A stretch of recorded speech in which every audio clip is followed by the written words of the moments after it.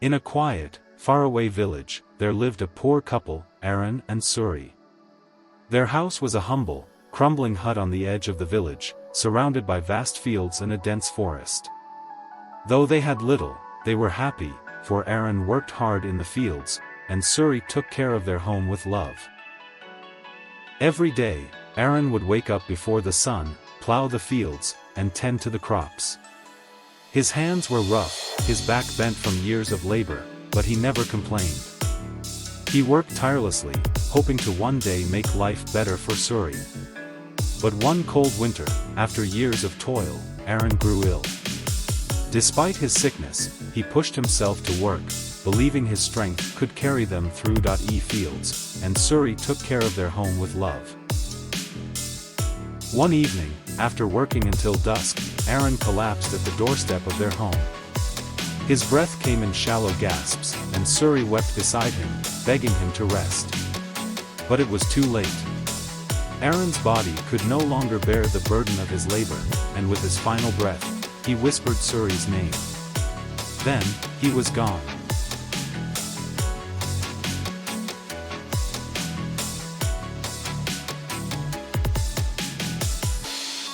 Suri's cries filled the air, echoing through the village as she mourned her beloved husband.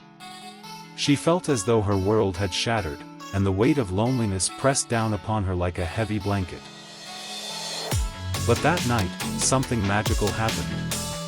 As Suri sat in her sorrow, a soft golden light appeared by the window.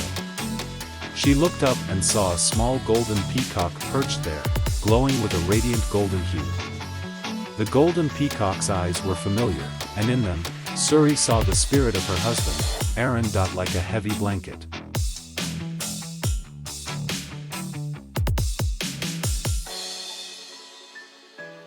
The golden peacock sang a sweet, mournful song, and as Suri reached out, a single feather, gleaming like gold, fell at her feet. The next morning, Suri sold the golden feather in the village market and received enough money to feed herself for weeks. Each night after that, the golden bird returned, leaving behind another feather.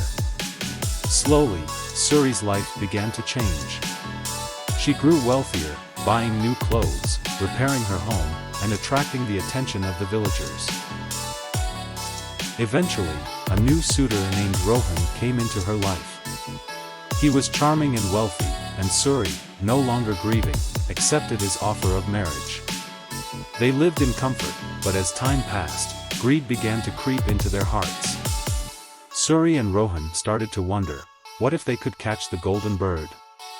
What if they could take all its feathers at once and never have to wait for more?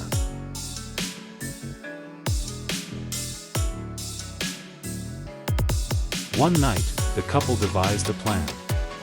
They set a trap near the window where the golden bird always appeared. When the bird flew in, trusting as ever, Suri and Rohan caught it in a cage. They rejoiced, thinking their wealth was now limitless.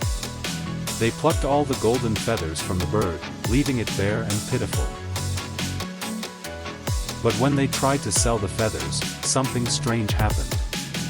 The feathers turned to dust, their golden shine vanishing before their eyes. No matter how many times they tried, the gold would not stay. Panic and regret filled Suri's heart as she realized what they had done. They had destroyed the very source of their fortune out of sheer greed. Ashamed and furious, they threw the bird out into the wild, its bare wings useless, leaving it to fend for itself. Time passed, and Suri and Rohan watched helplessly as their fortune dwindled. They had no more golden feathers, no more gifts from the magical bird.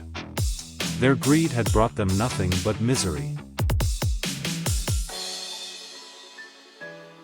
Months later, the golden bird returned, but this time it was whole again, its wings full and brilliant.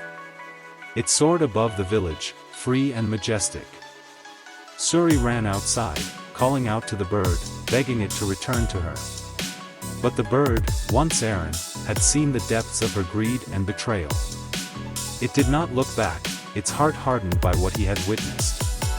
The golden bird flew away, disappearing into the horizon, leaving Suri and Rohan in their crumbling house, regretting their choices, forever haunted by the wealth they once had and lost. The meaning of this story is that 1. Greed can lead you to dangerous. 2. Happy with what you have is the happiness. 3. The one that never feel enough is the one who always poor.